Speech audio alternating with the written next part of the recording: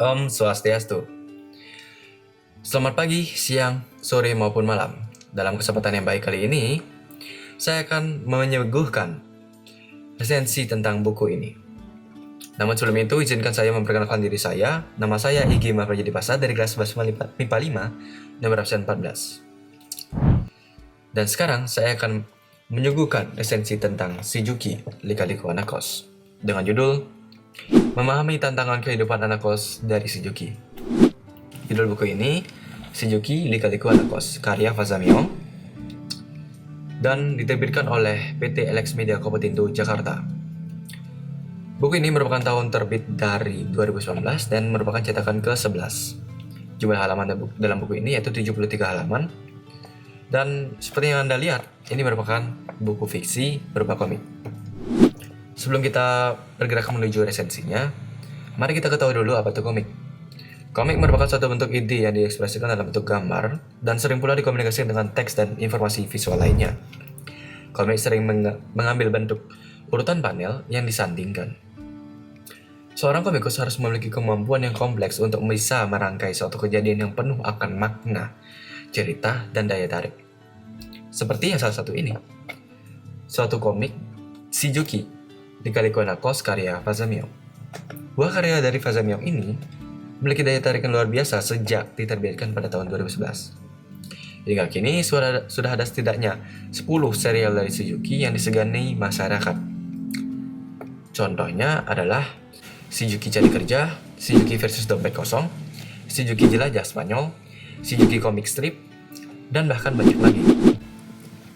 Berkat kreativitas dari Fazamio, beliau memperoleh berbagai macam penghargaan seperti Piala Citra untuk film animasi terbaik yaitu film Shizuki, dan juga Piala Maya untuk film animasi panjang terpilih.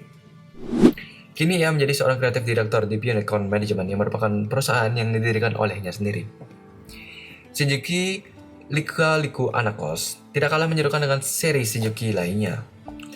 Hal itu dibuktikan dengan penghargaan yang diperoleh oleh seri ini yang merupakan Global Poverty Award di Webtoons Day 2015 yang diselenggarakan di Korea Selatan. Komik ini menceritakan tentang kehidupan seorang mahasiswa yang bernama Shizuki yang berusaha untuk hidup mandiri dan bertahan hidup dengan kondisi ekonomi anak rantauan pada umumnya. Keunikan lain dari buku ini yaitu berupa interaksi dengan karakter-karakter komik lainnya yang bukan berasal dari serial Shizuki sebelumnya, yaitu seperti Pocong Pinky, Bireha, dan juga Kang Hedeng. Buku yang diterbitkan oleh PT Alex Media Komputindo ini memiliki tema keberlangsungan hidup secara mandiri sebagai anak kos. Lalu, bagaimana komik ini mengisahkan hal tersebut? Seberapa menarik komik ini membabarkan kisah tersebut? Simak ulasannya berikut ini. Diawali dengan perkenalan yang tidak biasa, Shizuki dideskripsikan sebagai karakter fiktif yang penuh energi dan semangat dalam menyelesaikan masalah-masalah kritis sebagai seorang anak kos. Diperkenalkan pula tokoh-tokoh yang ikut beradu dan juga berinteraksi dengan Shizuki untuk meramaikan komik ini seperti Bedu, Tommy Tompel, Boy, dan Juko, dan bahkan banyak lagi. Terdapat 50 macam kisah atau episode yang dilihat di dalam komik ini. Di antara 50 episode ini, hanya 2 terakhir episode yang memiliki kesinambungan satu sama lainnya, yaitu alur yang berhubungan. Sedangkan 48 kisah lainnya tidak memiliki alur yang berhubungan. Dengan kata lain, setiap kisah akan selalu memulai alur yang baru. Secara umum, kisah komik ini mengisahkan perjuangan Shizuki sebagai seorang anak kos yang selalu dilanda masalah, seperti minimnya finansial di akhir bulan, tugas yang menumpuk, berebut kamar mandi umum di pagi hari, dan bahkan krisis makanan di malam hari. Shizuki merupakan salah satu mahasiswa jurusan desain di salah satu kampus di Jakarta. Untuk memenuhi tanggung jawabnya, Shizuki tidak lupa untuk mengerjakan tugas-tugas yang ada. Sampai-sampai ia pernah berdiam diri di kampus hingga larut malam hanya untuk mengerjakan tugas, dikarenakan di kampus mendapat internet gratis. Bahkan Yuki juga pernah kerja kelompok sampai malam, sehingga kamar kosnya atau rumah kosnya dikunci oleh ibu kos. Selain dari itu, Yuki juga pernah ketiduran saat mengerjakan tugas sekolahnya, dan beruntungnya ia dapat bangun kembali dan menyelesaikan tugas tersebut sebelum waktu pengumpulannya. Jadi, di sini saya akan menyuguhkan 5 macam kisah atau episode yang menarik menurut saya. Yang pertama yaitu lapar di tengah malam. Ya, lapar di tengah malam ini menceritakan ketika Shizuki merasa lapar di tengah malam pada saat mengerjakan tugas. Lalu ia menyeduh sekopok mie kesukaannya. Sembari menunggu mie itu matang, dia pun melamun. Dan pada akhirnya ia tertidur. Dan tugas dan mie-nya ditinggalkan begitu saja sampai keesokan harinya. Kisah tersebut pernah dialami oleh sebagian besar mahasiswa, bahkan siswa SMA atau SMK. Karena kisah tersebut pernah dialami, maka kisah ini sangat cocok untuk ditaruh di bagian pertama dari komik ini, dengan tujuan untuk menarik minat pembaca. Menarik minat pembaca untuk melanjutkan membaca kisah-kisah lainnya, sembari melihat apakah ada kisah-kisah yang pernah dialami oleh pembaca juga. Kisah kedua yang menurut saya menarik yaitu Mandi Pagi. Mandi Pagi menceritakan tentang Shizuki yang pergi ke kamar mandi umum di kosnya dan mengantri sangat panjang.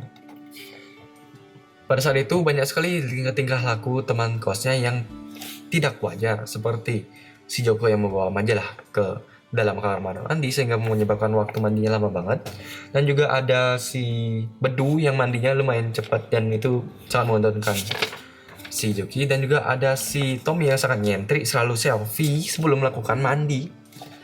Jadi karena Shizuki jengkel, ia terpaksa berbohong kepada si Tommy dengan menggambarkan hoax adanya kebakaran, sehingga si Tommy Tompel keluar dan juga si Juki ini mendahuluinya untuk mandi di kamar mandi.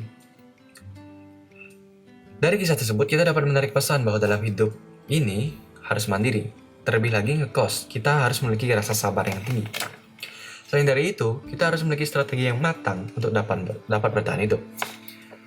Namun, poin buruknya dari cerita ini adalah kebohongan yang dilakukan oleh Shizuki atau berita hoax yang disebarkan oleh Shizuki kepada si Tommy Tompel ini dapat menurunkan rasa kesetia kawanan.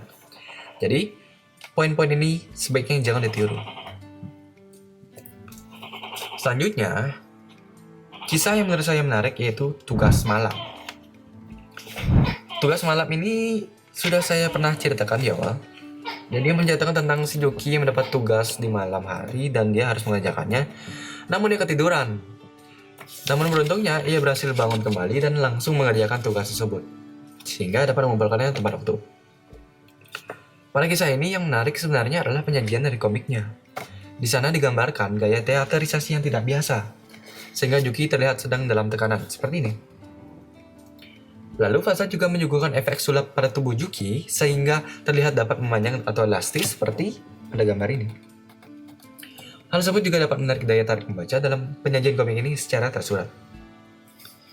Bagian terakhir yang menurut saya menarik di dalam komik ini yaitu dua kisah terakhir tersebut, yaitu hilangnya nasi bungkus dan juga malam terakhir, karena ini alurnya berhubungan satu sama lain.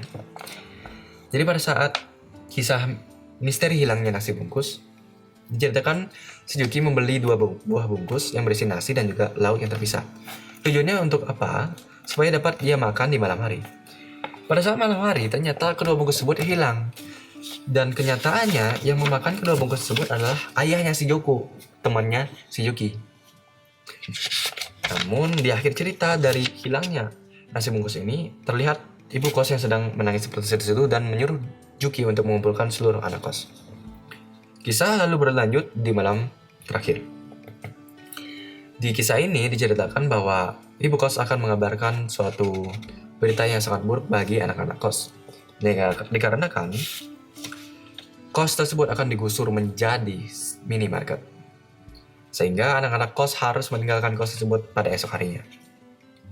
Semua anak kos bersedih, kecuali Shizuki yang senang gembira berjoget di sini, dikarenakan utang dengan ibu kos tidak ditagih oleh ibu kos lagi. Pada akhir cerita, mereka akhirnya meninggalkan kos tersebut.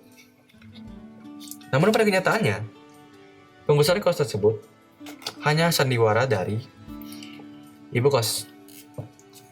Jadi sandiwara tersebut dilakukan untuk memperoleh uang yang lebih banyak dengan mendirikan minimarket.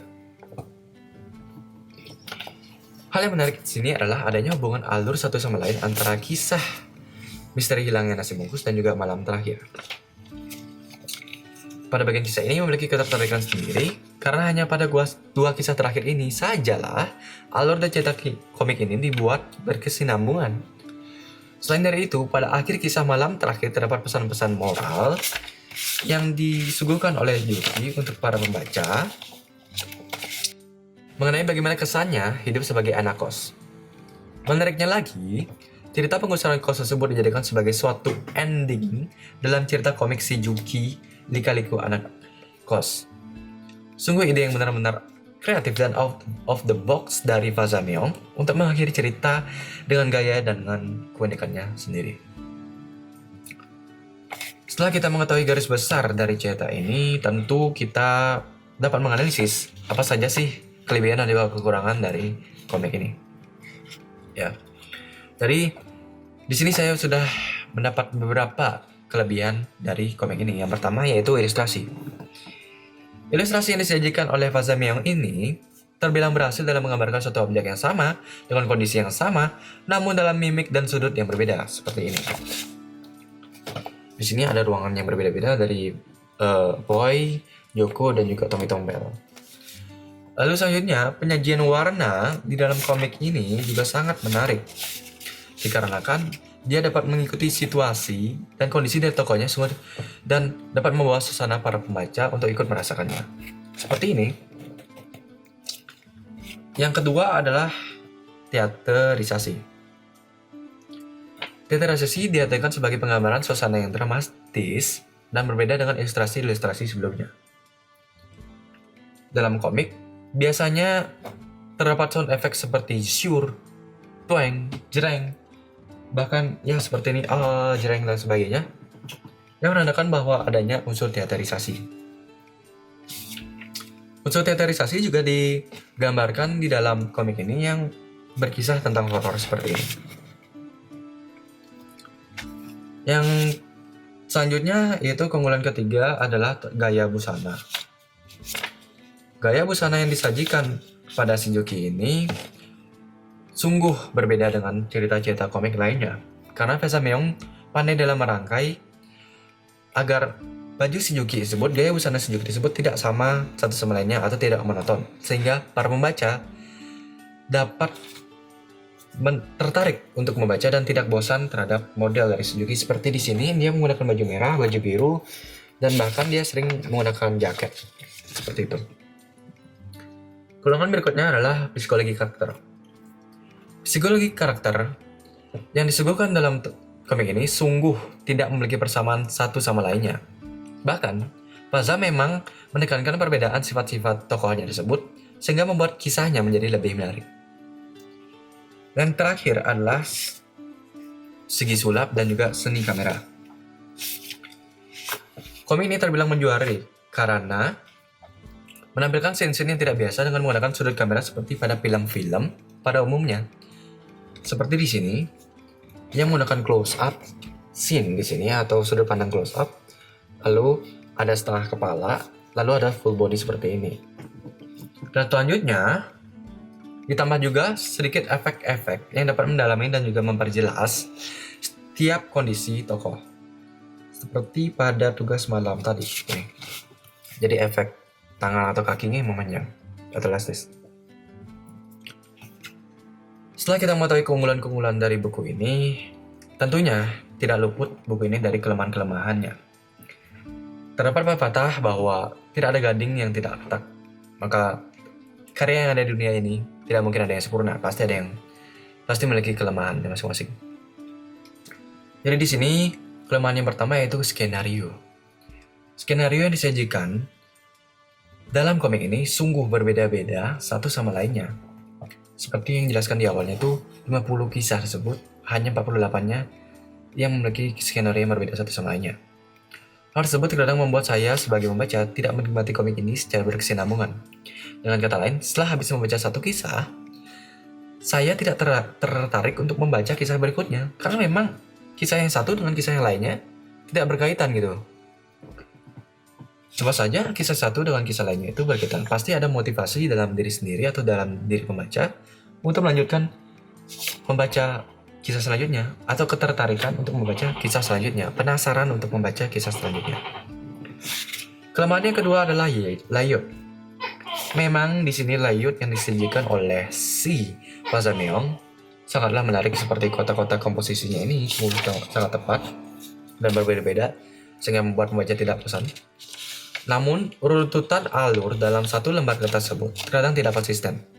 Dalam artian lain, pembaca terkadang tidak membaca sesuai dengan alur cerita pada setiap kisahnya, yang menyebabkan kebingungan dari pembaca itu sendiri. Contohnya seperti ini. Ketika membaca ini, alurnya akan seperti ini. Namun ada bagian dari komik ini yang alurnya itu seperti ini, lalu ke tengah dulu, lalu normal kembali.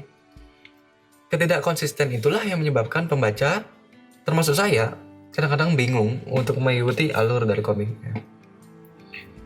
Selain dari itu, pada setiap lembar kertas, Fazameong juga mengambil space yang terlalu banyak terhadap dialog-dialog tokohnya.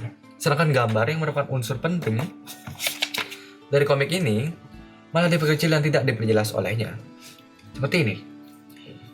Dialog-dialognya saja yang diperbesar, sedangkan gambar-gambarnya ini yang padahal sungguh menarik tidak diperbesar olehnya, sehingga ada banyak space kosong terdapat dalam komik ini yang tidak dipergunakan.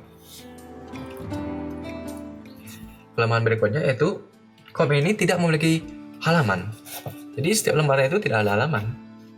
Sehingga saya sebagai pembaca mengakui ketika ingin memilih salah satu dari episode ini dan tidak ada halamannya, maka saya akan perlu membaca bolak-balik dan sebagainya, sehingga membuat saya bingung dan buku ini jadinya tidak praktis. Kelemahan yang keempat yaitu kertasnya tidak memiliki kualitas yang begitu unggul dan juga begitu bagus, karena kertas ini mudah sekali robek dan juga terlipat ketika tidak dirawat dengan baik. Kelemahan yang kelima atau yang terakhir yaitu batas umur pembaca dari buku ini. Batas umur pembaca dari buku ini yaitu semua umur tertulis di sini. Tapi menurut saya, dikarenakan nilai-nilai moral yang ada dalam buku ini merupakan perwujudan dari seorang anak kuliahan, maka menurut saya yang lebih cocok batas umurnya yaitu 13 ke atas atau remaja. Karena anak-anak jarang mengetahui atau mendalami kisah-kisah tentang perkuliahan. Seperti itu. Jadi, dari komik ini kita dapat mengetahui beberapa mengenai kehidupan seorang anak kos. Dimulai dari kemandirian, kesetiakawanan, kesabaran, dan masih banyak lagi. Fazameong selaku penulis berpendapat bahwa buku ini sungguh sangat cocok untuk dibaca oleh orang-orang yang ingin menuju jenjang perkuliahan dan tentunya ingin merantau sebagai anak kos. Ia juga berpendapat bahwa buku ini juga cocok untuk dibaca oleh para anak kos dan juga mantan anak kos. Ia berharap dengan membaca komik ini kita dapat memperoleh gambaran kehidupan dan juga nostalgia tentang bagaimana pahit dan cerianya hidup sebagai anak kos. Baik, sekian saja resensi saya tentang buku ini. Terima kasih kepada audiens yang sudah mau mendengarkan resensi saya tentang buku ini. Untuk Bapak Guru, jika terdapat kesalahan ataupun problem dalam penyampaian saya, mohon dimaafkan, dan juga saya memohon kepada semua audiens dan juga Pak Guru untuk memberikan saran dan kritik yang membangun.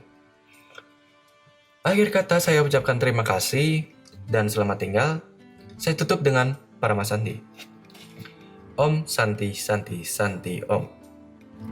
Shijuki, Lika-Liku Anak Kos, karya Fazameong.